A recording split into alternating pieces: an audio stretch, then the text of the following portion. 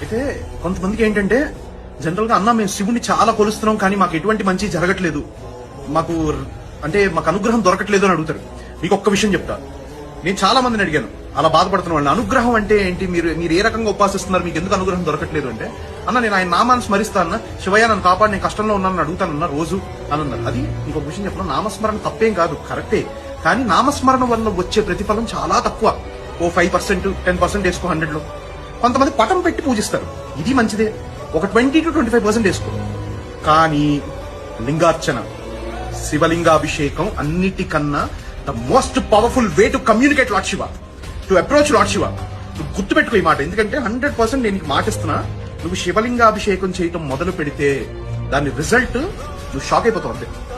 ఒక స్ఫటిక శివలింగం తెచ్చి ఇంట్లో పెట్టుకుని నువ్వు అభిషేకం చేయి, నువ్వు 108 days కంటిన్యూగా చేసుకుంటే వెళ్ళు, దాని రిజల్ట్ ఏంటో నువ్వే చూస్తావు.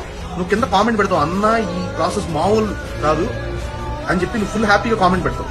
ఎందుకంటే అశ్వత్థామ శివుడి అంశతో పుట్టినా కూడా శివుడిని విగ్రహ రూపంలో అర్చించేవాడు, అతనికి దక్కిన ప్రతిఫలం తక్కువ. కానీ గాంధీవధారి అర్జునుడు లింగ రూపంలో లింగాభిషేకం, లింగార్చన చేసేవాడు. కృష్ణుడు కావాలని ఇంటెన్షనల్ గా దగ్గర నుండి చేయించేవాడు, ఎందుకంటే లింగార్చన లింగాభిషేకం స్థాయి వేరు, అది ఆన్ ద టాప్ అనమాట. అందుకని చెప్పి అర్జునుడిని ఎవ్వరు భారతంలో కొట్టలేకపోయారు, అంత గొప్ప శక్తి ఉంది లింగాభిషేకానికి. కాబట్టి ఇది ట్రై